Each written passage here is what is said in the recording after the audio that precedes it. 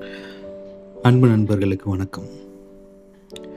இன்றைக்கி நம்ம சேக்கி புக் மார்க்கில் ஒரு பயணம் சார்ந்த புத்தகத்தை பற்றி பார்க்க போகிறோம். நம்மளோட பாட்காஸ்ட்லேயே நிறைய பயண புத்தகங்கள் பார்த்துருக்குறோம்.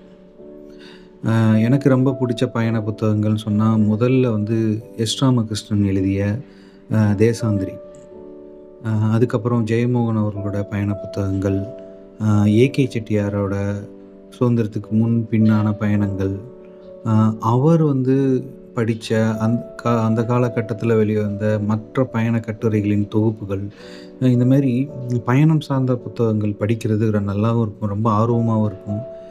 ஏன்னா அந்த காலகட்டத்தில் அந்த பயணத்தின் போது அவங்க பார்த்த காட்சிகள் எல்லாமே எழுதியிருப்பாங்க. அது நம்மளும் அவங்களோட பயணப்படுற மாதிரியே இருக்கும்.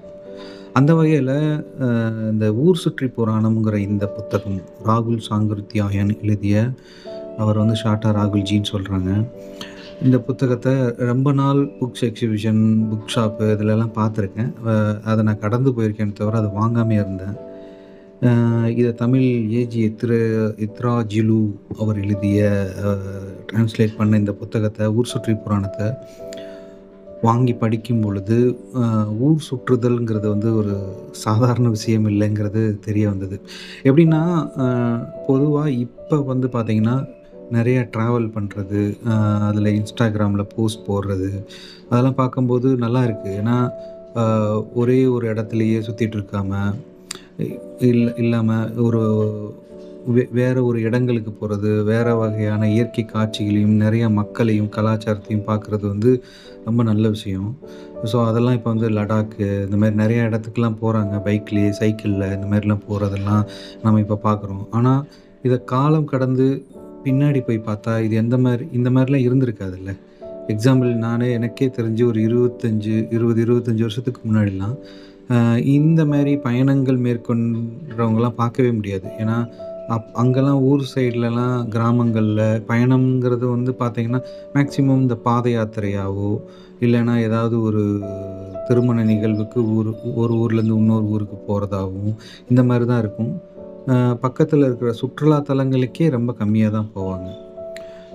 அப்படிப்பட்ட சூழ்நிலையில் இருக்கும்பொழுது எங்கேயாவது சும்மா சைக்கிள் எடுத்துகிட்டு ஒரு தெருவிலேருந்து இன்னொரு தெருவுக்கு போயிட்டு வர்றதும், ஃப்ரெண்ட்ஸோட வெளியே எங்கேயா போயிட்டு வந்தாலே சும்மா ஊர் சுற்றிட்டு இருக்காத, போய் பொழப்ப பாரு அப்படின்லாம் சொல்லுவாங்க. ஏன்னா ஊர் சுற்றுதல்ங்கிறது ஒரு வகையான அந்த நம்ம கலாச்சாரத்தில் ஒரு பொறுப்பற்ற தன்மை அப்படிங்கிற ஒரு ஒரு அமைப்பு இருக்குது. ஆனால் இந்த புத்தகம் அதை தாண்டி கொண்டு போகுது. ஸோ வாங்க பார்க்கலாம்.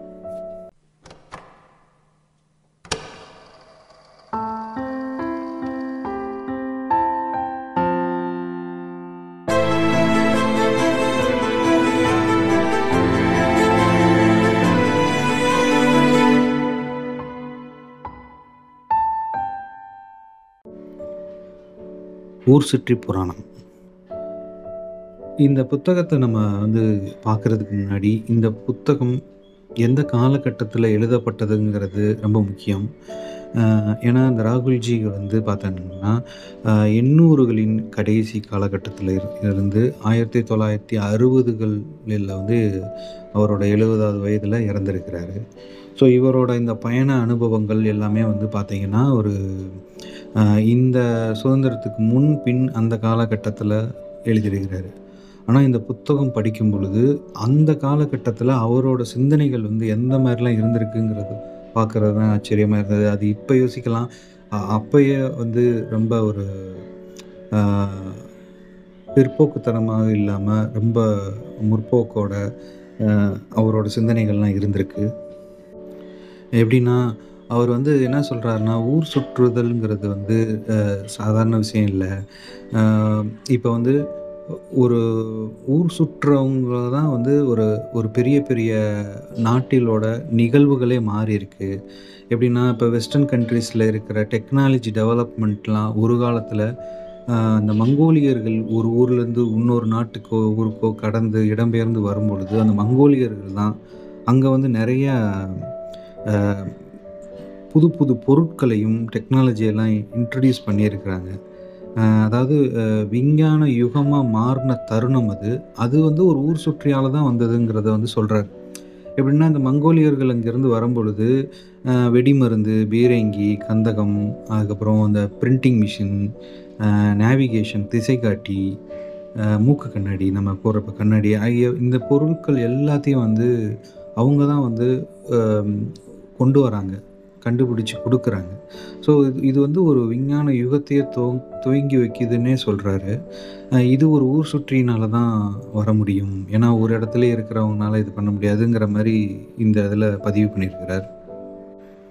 அதேமாரி கொலம்பஸ், வாஸ்கோட காமா இவங்கலாம் வந்து ஒரு இடத்துலயே இருந்திருந்தா இந்த மாரி மனித நடமாட்டமே இல்லாத இந்த அமெரிக்கா இப்படி வளர்ச்சி அடைஞ்சிருக்குமா?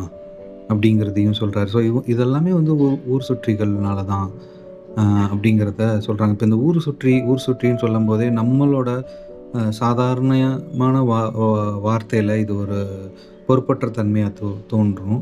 ஆனா, இவரு அத பதிவு பண்ண மனிதர்களையும், அந்த வரலாற்று அனுபவங்களையும் சொல்லும்போது பார்த்தா, அந்த மாரி படுறவங்க, அந்த ஊர் சுத்திட்டு இருக்கிறவங்க தான் பெரிய பெரிய புரட்சிகளையும், பெரிய பெரிய கண்டுபிடிப்புகளும் அதில தான் நடந்திருக்குன்னு சொல்ல வராங்க.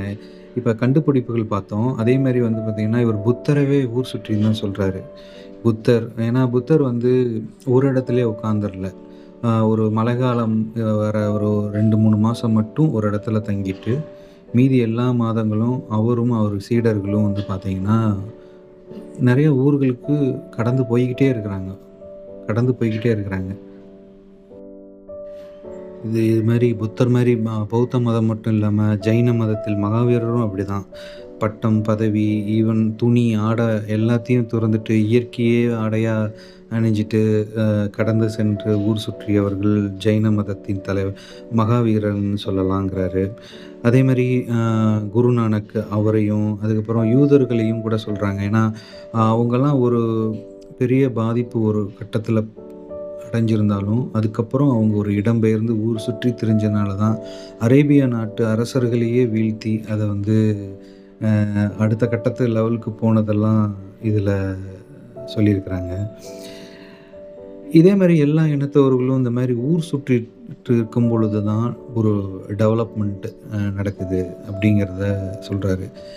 கிட்டத்தட்ட நம்ம பாஷையில சொல்லணும்னா, குண்டு சட்டியிலே குதிரை ஓட்டிட்டு இல்லாம, அடுத்தடுத்துன்னு போயிட்டுருக்கும் பொழுது தான் புது கண்டுபிடிப்புகளும், புரட்சிகளும், ஆ பரிணாமங்களும் நெறையா அடையுது அப்படிங்கிறத அவங்களோட எல்லைகளும் விரிவடையுதுங்கிறதும் இந்த கட்டுரை மூலமா நமக்கு தெரிய வரும். அவரு ஃபைனலா இந்த கட்டுரையில சொல்ல வர்றதே அதான். ஆ கடந்து போய்க்கிட்டே இருங்க. அவரே வந்து ஒரு எக்ஸ்பீரியன்ஸ வந்து ஃபேஸ் பண்ணதா சொல்லியிருப்பாரு. ஒரு திபெத் பகுதியில போயிட்டுருக்கும் பொழுது எல்லை பாதுகாப்பு வீரர்கள் வந்து ஆ ஆங்கில எல்லை பாதுகாப்பு வீரர்கள் அப்ப சுதந்திரத்துக்கு முன்னாடி. அவர வந்து ரெஸ்ட்ரிக்ட் பண்ணியிருக்கிறாங்க. அவங்க கிட்ட போய் சொல்லிட்டோ, இந்த மாரி சொல்லி அவங்களுக்கு தெரியாம கடந்து போன அனுபவங்களலாம் அதில பதிவு பண்ணியிருப்பாரு. ஆ இது மாரி எ எல்லா தாய், தந்தை, மனைவி யாரையும் கண்டுக்காதீங்க. நீங்க போய்க்கிட்டே இருங்க. அ நெறையா ஒரு குருவே அதான் சொல்றாரு. "ஊர் சுற்று தம்பி. இப்ப சுத்தாம எப்ப சுத்த போற? ஒரு ஸ்டேஜ்ல அ உனக்கு ஊர் சுற்ற டைம் இருந்தாலும் உனக்கு உடல் தகுதி இல்லாம போயிடும். இப்ப கிளம்பு." அப்படிங்கிற மாரி ஒரு குருவே சொன்னதா அதில பதிவு பண்ணியிருப்பாரு. இதில வந்து "தடைகளை தகர்த்தெறின்னு" சொல்லி ஒரு கட்டுரை இருக்கு. இந்த கட்டுரை படிக்கும் பொழுது எனக்கு அ ஒரு மாதிரி சிரிப்பாவும் இருந்தது. அ ஏன்னா, கண்டிப்பா இந்த கட்டுரை எழுதும்போது ராகுல்ஜி வந்து அ எ அவரோட மோட்டிவ் வந்து கடந்து போயிரணும். இந்த ஊர விட்டே போயிரணும். அடுத்து வரவே கூடாது. அவருக்கு நெறைய தடைகள் வந்திருக்கும்னு நெனைக்கிறேன். ஏன்னா, அவரு சொல்ற இந்த தடைகளை தகர்த்தெறி கட்டுரையெல்லாம் படிச்சு பார்க்கும்பொழுது அப்படிதான் இருக்கு. என்னன்னா, அ உங்க அம்மாட்ட வந்து நீ ஊருக்கு போறேன்னு சொன்னா, நான் ஊர சுற்றி பார்க்க போறேன்னு சொன்னா விடுவாங்களா? விடமாட்டாங்க. உனக்கு கல்யாணம் பண்ணி வைக்கணும், நெறைய வேலைகள் இருக்கு அப்படின்னு சொல்லிட்டு நெறைய கண்ணீர் வடிப்பாங்க. நீ லாஜிக்கா வந்து இல்ல இதெல்லாம் பண்ண போறேன், நான் இந்த மாரி தான் இருக்க போறேன்னு சொன்னாலும் அவங்க புரிஞ்சுக்க போறதில்ல. அதனால அவங்க அழுகையெல்லாம் கண்டுக்காம அவங்கள விட்டுட்டு ஓடி போயிரு அப்படிங்கிறத ஃப்ராங்காவே சொல்லியிருப்பாரு. அதே மாரி அப்பா சொன்னாலும் சரி, என் மனைவி சொன்னாலும் சரி, முக்கியமா மனைவியெல்லாம் கல்யாணமே பண்ணிக்காதீங்கன்னு சொல்லுவாரு. அப்படி கல்யாணம் பண்ணிக்கிட்டாலும் குழந்தை பெத்துக்காதீங்க. டிபெண்டன்ட்டா இல்லாம பார்த்துக்கங்க. இப்போ போயிடுங்க. முடிஞ்சா உங்க வீட்ல இருக்கிற பணத்த எடுத்துட்டு போறது தப்பே இல்ல அப்படின்னே சொல்றாரு. நெறைய இந்த கட்டுரையே வந்து பார்த்தீங்கன்னா, ஆ ஊர் சுற்றுறதுன்னு முடிவு பண்ணிட்டு கிளம்பிட்டேன்னா, நீ எதையுமே கண்டுக்காத போய்க்கிட்டே இரு அப்படிங்கிறாரு. ஆ ஆனா அடுத்த கட்டுரையிலேயே நீங்க இதில வந்து உங்களுக்கு சாதாரணமா தோணும். இதெல்லாம் விட்டுட்டு ஓடி போயிரு அப்படிங்கிறது, பணத்த கூட எடுத்துட்டு போயிருன்ட்டு. ஆனா அடுத்தடுத்த கட்டுரைகள்ல அவர் தெளிவா சொல்லுவாரு, பணத்த எடுத்துட்டு போறது ஒரு இன்ஸ்டன்ட் சர்வைவலுக்கு தான். அதுக்கப்புறம் எப்படி எப்படிலாம் சர்வை பண்ணணும் அப்படிங்கிறத அழகா சொல்லியிருப்பாரு. அடுத்த கட்டுரையில ஊர் சுற்றுவதற்கு என்ன அ ஏஜ் லிமிட்டு, அ எஜுகேஷன் குவாலிஃபிகேஷன், எலிஜிபிலிட்டிய பத்தி இதில இருக்கும். கல்வியும் வயதும்னு சொல்லி அதோட கட்டுரையின் தலைப்பா இருக்கும். அதில வந்து தெளிவா அவரு இருந்திருக்கிறாரு. அதாவது அவர் வந்து ஒரு 9 வயதில காசியோட தெருவுல ஆள் தெரிஞ்சவங்களே இல்லாம சுத்தி திரிஞ்சிருக்கிறாரு. அதுக்கப்புறம் 14 வயதில அவர் வந்து ஒரு நீண்ட பய பிரயாணம் மாரி போயிட்டு ரிட்டர்ன் வந்திருக்கிறாரு. 16 வயதில வந்து முடிவே பண்ணிட்டு கிளம்பிட்டாரு. ஒரு ஒரு ஒரு ப்ராப்பர் ஊர் சுற்றியா மாறிட்டாரு. அவர் வந்து எந்த சஜெஸ்ட் பண்றாருன்னா, எந்த ஏஜ்ல நீ ஊர் சுற்றுவதற்கு வெளிய போணும்னா, கிட்டத்தட்ட இவர் ஊர் சுற்றுறதுன்னு சொல்றத வந்து நான் படிச்சு பார்க்கும்போது ஒரு துறவறம் மேற்கொள்றது மாரி தான் இருந்தது. ஏன்னா, அவர் வந்து ரிட்டர்னே வராதீங்கன்னு கூட சொல்றாரு சில சமயம். அதாவது அவரோட கரெக்ட்டான ஏஜ் வந்து 16 டூ 18 மினிமம். அந்த ஏஜ்ல நீ வீட்ட விட்டு கிளம்பி போயிரலாம். ஊர் சுற்றுறதுக்கு அப்படின்னு சொல்றாரு. மேக்ஸிமம் 23லருந்து 24 அந்த ஏஜ்ல போயிரணும் அப்படிங்கிறாரு. இதுக்கு வந்து என்ன மாரி குவாலிஃபிகேஷன் வேணும்னா, நீங்க அந்த அந்த ஏஜுக்குள்ள உங்களோட ஸ்கூலிங் முடிச்சிருப்பீங்க. அதிலேயே வந்து நெறைய அ ஜியா இது நம்மளோட ஹிஸ்ட்ரி, அ பூலோகம் எல்லாமே அந்த வரைபடங்கள், மேப்ப எப்படி பார்க்குறது, நில அமைப்ப எப்படி பார்க்குறது, எந்தெந்த நாட்ல என்னென்ன நில அமைப்புகள் இருக்கும், மணல் சார்ந்த பகுதி, அ அது இது எல்லாத்தையும் கல்வி தகுதியா எடுத்துட்டு, அதுக்கப்புறம் ஒரு ட்ராவல் பண்ணும்பொழுது, உங்களுக்கு இன்னும் அனுபவமும் இருக்கும், கல்வி தகுதியும் இருக்குங்கிறத சொல்றாரு. நீங்க ஒவ்வொரு டைமும் ஒரு நாட்டுக்கு போயிட்டு, திரும்ப இந்தியாவுக்கு நீங்க உங்களோட சொந்த ஊருக்கு வந்துட்டு, அந்த அறிவ கொண்டு அடுத்தடுத்து இப்படி போகணும்னு அவசியம் இல்ல. ஒரு ஏஜ் வரையும் நீங்க படிச்சுட்டு, ஒரே அடியா நீங்க கிளம்பி போயிரலான்னே சொல்றாரு, அ ராகுல்ஜி. அ அவரும் வந்து ஒரு ஒரு ஸ்டேஜ்ல கிளம்பி போயிட்டு, அ திபெத் இந்த மாரிலாம் போயிட்டு 1916ன்னு நெனைக்கிறேன். அதுலேருந்து ஒரு 32 வரையும் அங்கலாம் இருந்து, கிட்டத்தட்ட ஒரு அம் அ புத்திசம், பௌத்தம் சார்ந்த நெறைய நாலேட்ஜ கெயின் பண்ணிட்டு, ஒரு 12 புக்கெல்லாம் எழுதியிருக்கிறாரு. அவரோட சஜஷன் வந்து என்னன்னா, நெறைய புக் படிங்க. ட்ராவல் ரிலேட்டடா நெறைய புக்ஸ் படிங்க. அம் அதாவது இப்ப ப்ரெசென்ட்டா எங்கெங்கலாம் இந்தியால மத்த நாடுகளுக்கு போயிட்டு வந்த புத்தகங்கள் நெறையா படிங்க. உலக நாடுகள் சுற்றி சுற்றி வந்த அறிஞர்களின் புத்தகத்தெல்லாம் படிச்சுக்கிட்டீங்கனாலே, உங்களுக்கு போதுமான நாலேட்ஜ் கிடைச்சிரும். நீங்க ஊர் சுற்ற கிளம்பிடலாம் அப்படிங்கிறத ராகுல்ஜி சொல்றாரு. இன்னும் சில கட்டுரைகள்ல வந்து அ சில ஊர் சுற்று இனத்தவர்கள பத்தி அ அவரு ஸ்பெசிஃபை பண்ணியிருப்பாரு ராகுல்ஜி. அ நம்ம கேட்டிருப்போம். ஜிப்சி இனத்தவர்கள், அ இதிலும் இல்லாம கம்பாக்கள்ங்கிறாங்க. அ இந்த மாரி சில ஊர் சுற்றி வகையினர பத்தி அவரு ஸ்பெசிஃபை பண்ணியிருப்பாரு. இந்த ஜிப்சி இவங்கலாம் யாருன்னா, இவங்க வந்து அவங்கள வந்து ரோம்கள் அப்படிங்கிறாருங்க. அ ரோம்கள்னு அ ரொமானியர்கள்னு அவங்க நெனச்சிட்டு இருக்காங்க. ஆக்சுவலா ஒரு 14, 15ஆம் நூற்றாண்டுகள்ல எ இந்தியாவிலிருந்து ஈரோப்புக்கு பயணப்பட்ட மனிதர்கள் தான் இந்த ஜிப்சிகள். இவங்க வந்து ஒரு ஸ்டேஜ்ல ஒரு 500, 600 வருடங்களுக்கு அப்புறம் அவங்க இந்தியத்திலிருந்து வந்தோங்கிறதே மறந்துட்டாங்க. அவங்க ஈரோப் அந்த இதுலயே சுத்திட்டே இருக்கிறாங்க. இவங்க தான் ஜிப்சிகள்ங்கிறத வந்து சொல்றாங்க. அதே மாரி அ கம்பாக்கள், கம்பாக்கள்னு ஒரு இனம் இருக்கு. அதுக்கப்புறம் திபெத்திய ஊர் சுற்றிகள். இவங்கலாம் வந்து ரொம்ப தூரம் பயணப்படுறவங்க. டெல்லியிலேருந்து இமயமலைக்கும், ஆ அ இமயமலையிலிருந்து சீனாக்கு போறதும், இந்த மாரி அதிகமான நடைப்பயணம் செய்யக்கூடியவர்கள், இந்த மாரி பல இனத்தவர்கள வந்து இந்த கட்டுரைகள்ல நம்மளால பார்க்க முடியும்.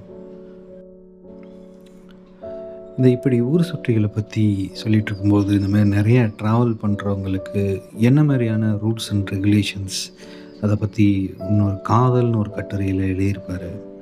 எப்படின்னா, ஒரு ஊர் சுற்றி வந்து ஒரு இடத்துல ஒரு இரவுக்கு மேல தங்கக்கூடாதுங்கிறது ஒரு ரூல் இருக்கு. ஆனா, அது குறிக்கோளற்ற எந்த ஒரு கோலுமே இல்லாம சுத்திட்டுருக்கிற ஒரு ஊர் சுற்றி. ஜஸ்ட்டு ஒரு ஜாலியா போயிட்டு வர்ற மாரி ஆட்களுக்கு தான் அது. ஆனா, ஒரு தரமான ஒரு க நல்ல ஒரு கோலோட சுத்துற ஊர் சுற்றி வந்து, நல்லா எவ்வளோ நாள் வேணாலும் சுத்திட்டே இருக்கணும். நெறைய இயற்கைய வந்து அவதானிக்கணும். நெறையா மனிதர்கள சந்திக்கணும். அந்த பொறுமையா அந்த நில அமைப்புகளையும், மனிதர்களையும், அந்த கலாச்சாரங்களையும் அவங்க பார்க்கணும். அத வந்து நினைவுகள எடுத்து வச்சுக்கணும். அப்படி இருக்கிறவங்களுக்கு ஒரு இடத்துல அதிக நாள் கூட தங்கலாம். அது தவறில்ல. ஆனா, ரொம்ப அதிகமாவும் தங்கக்கூடாதுன்னு சொல்றாரு. ஏன்னா, அங்க சில நட்புறவுகள் உருவாகும். அதனால வந்து காதல் கூட வரலாம். ஸோ, அங்கேயே தங்கி விடுறதுக்குரிய வாய்ப்புகள் இருக்கு. ஸோ, அதனால அந்த மாரி அதிக நாள் தங்கக்கூடாதுன்னு சொல்றாரு. இதுக்கு வந்து புத்தரோட அ ஒரு தன்மைய வந்து நம்மளும் எடுத்துக்கணும் அப்படின்னு சொல்றாரு. புத்தர் வந்து கூச்சமும், சங்கோஜத்தையும் நீங்க ஆயுதமா எடுத்துக்கங்க அப்படிங்கிறத சொல்றாரு. கிட்டத்தட்ட ஒரு இன்ட்ரோவர்ட்டர் மாரி இருக்க சொல்றாங்க. ஏன்னா, அ அந்த மாரி இருந்துட்டாலே ஒரு இடத்துல அவ்வளோ நாள் தங்க மாட்டாங்க. அடுத்தடுத்து போய்க்கிட்டே இருக்கணும் அப்படிங்கிறது ஊர் சுற்றிக்கு ஒரு நல்ல ஒரு தேவையான ஒரு டிசிப்ளின்னே வச்சுக்கலாம்னு வச்சுக்கோங்களேன். ரொம்ப நாள் ஒரு இடத்துல தங்கக்கூடாது. தங்குனா தானே பிரச்சனை. லவ், மேரேஜ் இது மாரி வரும். போய்க்கிட்டே இருக்கணும். ட்ராவல் பண்ணிட்டே இருக்கணும்னு சொல்றாரு. சில ஊர் சுற்றிகள் வந்து பார்த்தீங்கன்னா, காதல்ல விழுந்தாலும், அவங்களோட காதலிகளோ, இல்ல மனைவியோ வந்து அ மகிழ்ச்சிகரமா இருக்க மாட்டாங்க. ஏன்னா, அ ஏதோ ஒரு தருணத்தில அந்த மாரி காதல்லயோ, கல்யாணத்திலயோ அவங்க வயப்பட்டிருந்தாலும், அ அவங்கள் ஆல்ரெடி அவங்களோட கோல் வந்து ஊர் சுற்றுறதா தான் இருக்கும். அதனால அவங்க கடந்து போய்க்கிட்டே தான் இருப்பாங்க. அதனால பாதிக்கப்படுறது அவங்கள காதலிக்கிறவங்களுக்கு தான், அப்படிங்கிறதையும் சொல்றாங்க. இன்னும் வந்து இந்த ஊர் சுற்றுதல்ல நெறையா ஒரு மூட நம்பிக்கைகளும், கட்டுக்கதைகளும் நெறையா உலாவும். அதெல்லாம் கண்டுக்காம போய்க்கிட்டே இருக்கணும். அதுக்கு மனதைரியமும் வேணும். ஏன்னா ஒரு சில இடங்கள்லாம் வந்து பார்த்தீங்கன்னா, அம் ஒரு சில பகுதி வந்து அசாம் மாநிலம்னு நெனைக்கிறேன். அந்த பகுதியில வந்து பார்த்தீங்கன்னா, ஒரு மோகினி மாரி ஒரு பெண் சுத்திட்டு இருக்கா. அவ வந்து இந்த மாரி ஊர் சுற்றிகள பார்த்தா செம்மறியாடா மாத்திர்றாங்கங்கிற மாரி ஒரு கட்டுக்கதைகள்லாம் இருக்கும். அது நமக்கு இப்ப படிக்கும்போது அது சாதாரணமா தெரியும். ஆனா உண்மையாவே ஒரு சில இடங்கள்ல மெஜாரிட்டியா இத பத்தி எல்லாரும் சொல்லும்போது, அத நம்புறதுக்குரிய மனநிலையா தான் மாறும். அதையும் தாண்டி அதெல்லாம் கடந்து போணுங்கிறாரு. அதில அப்படிலாம் கிடையாது. இவர்ட்ட இந்த புத்தகம் படிக்கும்போது அதுதான் எனக்கு ரொம்ப பிடிச்சிருந்தது. அ என்னன்னா, மூட நம்பிக்கைகள் அ அதெல்லாம் தட்டி தொடச்சு விட்டு போய்க்கிட்டே இருக்கிறாரு.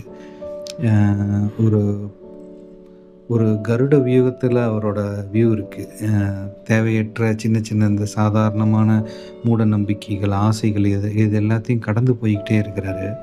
இன்னும் சொல்லப்போனா, இன்னும் ஒரு சில பகுதிகள்ல வந்து அ சாமியார்கள் கூட போக மாட்டாங்க. என்னன்னா, அங்க அவங்களோட குரு ஒருத்தர் போனாரு. போனவரு ஆந்தையா மாறிட்டாரு. அதனால வேற எந்த சாமியாரும் அங்க போக மாட்டாங்கங்கிற மாரி இருக்கும். ஸோ, அதெல்லாம் கடந்து ஊர் சுற்றி போய் தான் ஆகணும். ஏன்னா, அது வந்து ஒரு மூட நம்பிக்கைங்கிறத ஒரு புரிதலோட இருக்கணும். ங்கிறத வந்து இந்த கட்டுரையில அழகா சொல்லியிருப்பாரு வகுல்ஜி. இதில வந்து நாட்டறிவுன்னு ஒரு கட்டுரை இருக்கும். அதில வந்து அ என்னென்ன மாரியான அ விஷயங்கள அவங்க கத்துக்கணுங்கிறதையும் அதில சொல்லியிருப்பாரு. எப்படின்னா நெறையா லாங்குவேஜ கத்துக்கணும். பிராமி எழுத்துக்கள், புது புது லாங்குவேஜ்கள கத்துக்கணும். அந்த கத்துக்கிறத வந்து அ ஒரு இடத்துல அது கத்துக்கிறதுக்குன்னு மட்டும் இல்லாம, ஏதோ ஒரு வேலைய கத்துக்கும் பொழுது, எக்ஸாம்பிள் ஒரு இடத்துக்கு போறோம். அங்க வந்து இப்ப ஷேவிங் பண்றது, ஹேர் கட் பண்றது, இது எல்லாத்தையும் ஒரு தொழிலா கத்துக்கிட்டோம்னா, அது எந்த நாட்டுக்கு போனாலும் அந்த தொழில நீங்க யூஸ் பண்ணி வேலை பார்க்கலாம். வேலை பார்க்கும்போது, அந்த வேலை பண்ணிட்டு இருக்கும் பொழுதே, அந்த நாட்டின் மொழிகள் நமக்கு கத்துக்கலாம். அப்படிங்கிறதையும் சொல்லியிருப்பாரு. அது இல்லாம, அ ஒரு பகுதியில அவர் வந்து அதுதான் இப்போ வந்து ஒரு சொன்ன கட்டுரையில சொன்ன மாரி, வீட்லருந்து பணத்த திருடிட்டு போறதுன்னு சொன்னது வந்து தப்பா தெரிஞ்ச மாரி இருக்கலாம். ஆனா, அவர் அடுத்தடுத்து சொல்றது வந்து நெறையா கத்துக்கிட்டே இருக்கணுங்கிறத தான் சொல்லிட்டே இருப்பாரு. அதன் மூலமா சர்வை பண்ணணும் அப்படிங்கிறத சொல்லியிருப்பாரு. கத்துக்கிறதுங்கிறத வந்து அ ஸ் அ வந்து என்னன்னா, நம்ம இப்ப கத்துக்கிட்டு அதன் மூலமா நெறைய பொருள் ஈட்டி, நெறைய ஒரு ஸ்டேட்டஸ் அடுத்தடுத்த லெவலுக்கு போறணும்னு பார்க்குறோம்ல. ஆனா, ராகுல்ஜி எங்க நிக்கிறாருன்னா, தலைவரு, "நீ கத்துக்க, கத்துட்டு அந்த அனுபவத்த ஜஸ்ட் சர்வை. நீ நெறைய அந்த ஊர் சுற்றி என்ன பண்ணுவான்னா, நெறைய கத்துப்பான். கத்துக்கிட்டு அத இம்ப்ளிமெண்ட் பண்ணிட்டு, அதிக வேல பார்ப்பான். ஆனா, கம்மியா தான் காசு வாங்கிப்பான். ஏன்னா, அவனோட சர்வைவலுக்கு மட்டும் தான் வச்சுப்பான். அத வச்சுட்டு அவன் எங்கேயும் செட்டில்லாம் ஆக மாட்டான். அடுத்தடுத்து போய்க்கிட்டே இருப்பான். ஸோ, அத தான் அடிக்கடி சொல்லுவாரு. அதுக்காண்டி அவர் நெறைய கத்துக்கணும். நெறைய லேண்ட்ஸ்கேப் பத்தி கத்துக்கணும். எப்படி ஒரு ஒரு ஒரு மேப்ப எப்படி பார்க்கணும்னு கத்துக்கணும். புது புது லாங்குவேஜ கத்துக்கணும். இவருக்கே 16 லாங்குவேஜ் தெரியுங்கிற மாரி இன்னொரு தகவல் மூலமா பார்த்தேன். ராகுல்ஜிக்கு. அம் ஒரு ஒரு நாட்ல வந்து இப்ப வட துருவங்கள்லாம் வந்து பார்த்தீங்கன்னா, ஆ 6 மாதங்கள் ஃபுல்லா இரவாவே இருக்கும். 6 மாதங்கள் ஃபுல்லா பகலாவே இருக்கும். ஸோ அந்த மாரி பகுதிகள்லாம் போயி எப்படி எப்படிலாம் சர்வை பண்ணலாங்கிறது, இந்த மாரி தகவல்களையும் இதெல்லாம் தெரிஞ்சுக்கணும் அப்படிங்கிறதையும் சொல்லியிருப்பாரு. அதே மாரி நெறைய கலைகள் வந்து கத்துக்கணும். எப்படின்னா கட்டடக்கலை, ஓவியக்கலை, புராதன கலைகள் எல்லாத்தையும் கத்துக்கிற மூலமா என்ன ஆகும்னா, அந்த கலைகள் பத்தி டிஸ்கஸ் பண்ணும்போதும், அத பத்தி தெரிஞ்சிருக்குன்னு சொல்லும்பொழுதும், இன்னொரு நாட்டில் இருக்கிற இன்னொரு கலைஞர் மூலமா அறிமுகம் கிடைக்கும். அங்கேருந்து அந்த அறிமுகத்தின் மூலமா நம்ம பயணப்படலாம், சர்வை பண்ணலாம். இந்த மாரிலாம் சொல்லியிருப்பாரு. அது இல்லாம எனக்கு ரொம்ப புடிச்சது வந்து என்னன்னா, அவரு 19 அதாவது 40ஸ் பிஃபோரே ஒரு தெளிவா ஒண்ணே ஒண்ணு சொல்லிட்டாரு. ஊர் சுற்றி இத மட்டும் ஃபாலோவே பண்ணக்கூடாது அப்படின்னு சொல்லி ஒரு 5 விஷயத்த சொல்றாரு. வேதங்கள நம்பாதீங்க. நான் தான் கடவுள்ன்னு சொல்றவங்கள நம்பாதீங்க. கங்கா நதி புனிதமானது. இந்த மாரி ஏதாவது அந்த நதி புனிதமானதுன்னு இந்த மாரி சொல்றதையும் நம்பாதீங்க. ஆ தாழ்ந்த சாதி, உயர்ந்த சாதிங்கிற அந்த சாதி அமைப்ப நம்பாதீங்க. விரதத்த கடைபிடிப்பாங்க. அந்த இதெல்லாம் நம்பாதீங்க. இ இந்த 5 அருவியும் இருந்தா அத விட ஒரு முட்டா பைய யாரும் கிடையாது அப்படிங்கிற மாரி, ம் இது வந்து முட்டா ஜனங்களின் சின்னங்களாகும் அப்படிங்கிற மாரி சொல்லி, இத மட்டும் ஒரு ப்ராப்பரான ஊர் சுற்றி ஃபாலோவே பண்ணக்கூடாது. அ அப்படிங்கிறத சொல்லியிருப்பாரு. என்னன்னா, அ இத படிக்கும்போது வேதங்கள் மூலமா அதிலேயே வந்து ஒரு சுருங்கிரக்கூடாதுங்கிறதையும், நான் தான் கடவுள்ன்னு சொல்லிட்டு ஒரு ஆசிரமத்தில போய் உட்காந்துரக்கூடாதுங்கிறதையும், ஒரு இயற்கையான ஒரு நதிய வந்து ஒரு ரொம்ப புனிதத்தன்மை பண்ணி, அதிலேயே வந்து ஒரு அப்சஷனா இருந்துறக்கூடாது. அது ஒரு இயற்கை. அத ரசிக்கணும். அத தெரிஞ்சுக்கணும். அத கடந்து போகணும். அது மாரியும், அ அதுலேருந்து ஒரு தத்துவ ரீதியா நம்ம எடுத்துக்கலாமே தவிர, அத ரொம்ப எல்லாத்தையும் ரொம்ப புனிதப்படுத்தாதங்கன்னு தான் சொல்றாரு. இந்த இதில சொன்னதில வேதம், நான் தான் கடவுள், கங்கா நதி புனிதமானது, தாழ்ந்த ஜாதி, உயர்ந்த ஜாதி, விரதம் இதில எல்லாத்துலயும் ஒரு புனிதத்தன்மை இருக்கும். அந்த புனிதத்தன்மைய அந்த மாரி ஒரு ஒரு விஷயத்துக்கு இது புனிதம்ங்கிறத வைக்காதீங்க. எனக்கு தெரிஞ்சு அது ஒரு முக்கியமான பாயிண்ட்டா தோணுச்சு. இந்த புக்ல இல்ல. ஒரு ஒரு விஷயத்த சொல்றதுனால, அந்த இடம் வந்து ஒரு இயற்கையிலேருந்து வெளிய போயிடுது. அதுக்கு தனியா ஒரு மனிதர்களே ஒரு இயற்கையிலேருந்து பிரிச்சு, அதுக்கு ஏதோ ஒரு அடையாளம் புகுட்டுற மாரி இருக்கு. அ அது இயற்கையிலேருந்து பிரிச்சு வைக்கிற மாரி இருக்கு. ஸோ, இத வந்து ஃபாலோ பண்ணாதீங்கங்கிறத ராகுல்ஜி சொல்றாரு. இதுக்கப்புறம் எனக்கு ரொம்ப புடிச்ச ஒரு கட்டுரை வந்து, அ "எழுதுகோலும் தூரிகையும்" அப்படின்னு சொல்லிட்டு. ஆ எ எல்லாத்துக்கும் இந்த டைரி எழுதுறது வந்து அ நெறைய பேர் சஜெஸ்ட் பண்ணுவாங்க. எனக்கும் அது ரொம்ப புடிக்கும். என்னன்னா, நமக்கு மனசுல நெறையா தாட்ஸ் ஓடிட்டுருக்கும். ஆ அத ஒரு ஸ்டேஜுக்கு அப்புறம் மறந்துருவோம். இல்லன்னா ஏதோ ஒரு இந்த தாட்ல தான் இருக்கோமான்னு தெரியாம அத யோசிச்சுக்கிட்டே இருப்போம். ஸோ அப்படி இருக்கும் பொழுது, அத நம்ம எழுத ஆரம்பிக்கும் பொழுது, ஒரு கிளாரிட்டி கிடைக்கும். நீங்க உங்களுக்கு ஏதாவது கன்ஃப்யூஷனா இருந்ததுன்னா, ஒரு நோட் எடுத்து நீங்க உங்களுக்கு தோன்றது எல்லாத்தையும் எழுதிட்டே இருங்களேன். உங்களுக்கு மைண்டு கிளியர் ஆகிற மாதிரி ஃபீல் ஆகும். அதேமாரி நிறைய அனுபவங்களை நம்ம வந்து கடந்து வருவோம். ஆனால் அதை வந்து நினைவுகள் நிற்காத அளவுக்கு மறந்து அடுத்த கட்டத்துக்கு நம்ம கடந்து போயிட்டே இருப்போம். அத வந்து இந்த இடத்துல எழுதுகோலும் தூரிகையும்னு ஒரு கட்டுரையில ராகுல்ஜி முக்கியமா ஊர் சுற்றிகளுக்குன்னு அவர் சொல்றாரு. நீங்க வந்து ஊர் சுற்றுறவங்க எல்லாருமே எழுதணும். அத வந்து நீங்க ப்ராப்பரான ஒரு ரைட்டரா ஒரு எலிஜிபிலிட்டியோட கத்துக்கிட்டு தான் எழுதணுன்னுலாம் இல்ல. ஃபர்ஸ்ட்டு நீங்க உங்களோட ஃப்ரெண்டுக்கு லெட்டர் மாரி எழுதுங்க. நீங்க பார்த்த காட்சிகள், நீங்க சந்தித்த நபர்கள், இது எல்லாத்தையும் நீங்க நினைவு கூருங்க. அந்த நினைவுகள் ரொம்ப முக்கியங்கிறதும் சொல்லியிருப்பாரு. அந்த நினைவுகள வந்து நீங்க எழுதி உங்க நண்பர்களுக்கு அனுப்புங்க. இந்த கடிதங்கள் மாரியே நீங்க வந்து ஒரு கட்டுரைகளாவும் எழுதி நீங்க வச்சுக்கலாம். அது புத்தகமா கூட வெளியிடலாம் அப்படிங்கிறதையும் சொல்றாங்க. அதில வந்து ஒரு முக்கியமான சஜஷன் என்னன்னா, நெறைய பேர் என்ன பண்ணிடுறாங்கன்னா, அது ஓவரு வர்ணனையா எழுத ஆரம்பிக்கிறது தப்புங்கிறாரு. நீ என்ன பார்த்தியோ அத உன்னோட தாட்டோட சேர்த்து எழுதுனாலே போதும். அத நீ வந்து ரொம்ப ஓவரா வர்ணனையா, அதிக கற்பனைகள இன்னும் அள்ளி தெளிச்சு எழுதுறது வந்து தப்புன்னு சொல்றாரு. எக்ஸாம்பிள் ஒரு சில ரைட்டர்ஸ்லாம் அப்ப வந்து ஊர் சுற்றிட்டு வந்தேன்னு சொல்லி எப்படிலாம் எழுதியிருக்காங்கன்னா, நான் வந்து இந்த மாரி ஒரு காட்டுப் பகுதியில போம்போது ஒரு கால் ஒரு மனிதர்கள் கூட்டத்த நான் பார்த்தேன். அதேமாரி பெரிய காதுகள் உள்ள மனிதர் கூட்டங்கள் இருந்த இடங்கள நான் போய் பார்த்தேன். அதில ஒரு காத வந்து மடிச்சு தலையணையாவும், இன்னொரு காத வந்து போர்வையாவும் போட்டு படுத்து தூங்குன மனிதர்கள பார்த்தேன்.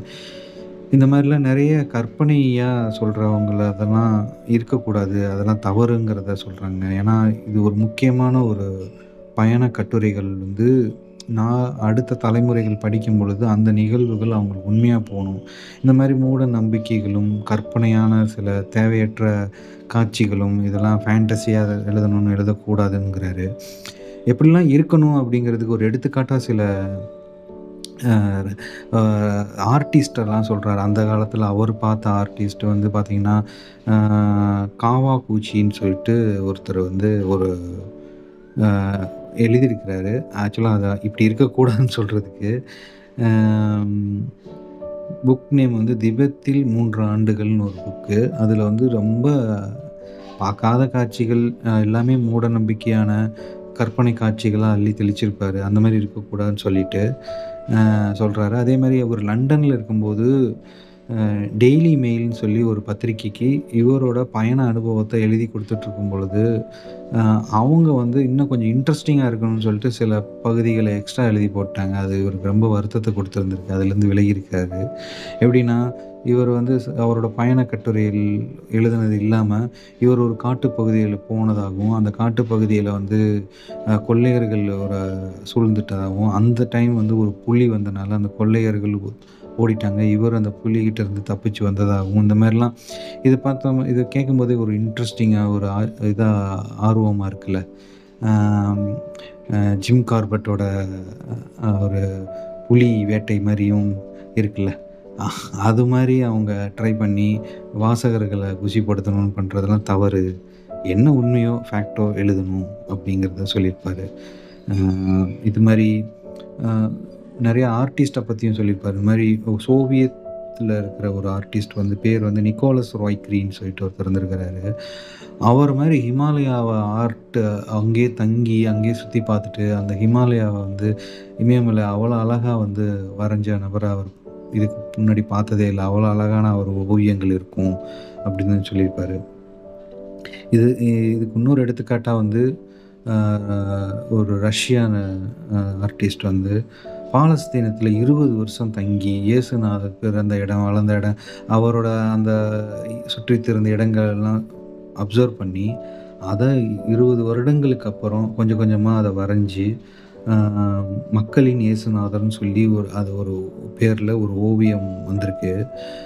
அந்த மாரி ஓவியம் வாய்ப்பே இல்ல. அப்படி ஒரு காட்சியா இருக்கும் அப்படிங்கிறத வந்து சொல்லியிருப்பாரு. இந்த மாரி ஊர் சுற்றிகள் மூலமா எழுத்துகளும், ஓவியங்களும் ரொம்ப முக்கியம். ஆனா, அதில ஒரு நேர்மைத்தன்மை இருக்கணுங்கிறதும் சொல்லியிருப்பாரு ராகுல்ஜி.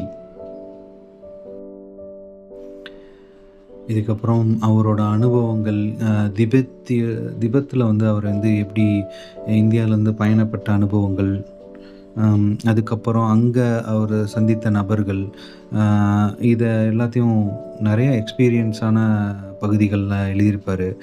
அதில் காமெடியான எக்ஸ்பீரியன்ஸும் இருந்திருக்கு. ஏன்னா, ஒரு ஊரில் வந்து இதேமாரி ஒரு ஊர் சுற்றி வந்து போகும்போது, அவன பார்த்துட்டு அவனுக்குன்னு ஒரு வீடு குடுத்து, அதில் தங்க வச்சு சாப்பாடெல்லாம் குடுத்துருக்குறாங்க. ஒரு நாளுக்கு அப்புறம் தான் தெரியுது, அவன அடைச்சு வச்சிருக்காங்கன்ட்டு. என்னடான்னு பார்த்தா, இங்கேருந்து போனவன் தான் நீ, அ அவனுக்கு வந்து ஒரு மனைவி இருக்கு, அப்படின்னு சொல்லி அ ஆ சொல்லியிருக்காங்க. இல்ல நான் அவன் கிடையாது அப்படின்னு சொல்லி எவ்வளவோ சொல்லி பார்த்தாலும் அவன விடல. வேற வழியே இல்லாம அவனும் அங்கேயே தங்கிட்டான். பல வருடங்கள் ஆயிடுச்சு. குழந்தையும் பிறந்துருச்சு. அதுக்கப்புறம் பல வருடங்களுக்கு அடுத்து உண்மையான அந்த கணவன் வந்தம்போது மீட் பண்ணா அப்பதான் தெரியுது உண்மை. என்ன பண்றது? இந்த மாரி சிச்சுவேஷனும் சில ஊர் சுற்றிகளுக்கு அமையக்கூடும்ங்கிற மாரியும் சொல்லியிருப்பாரு.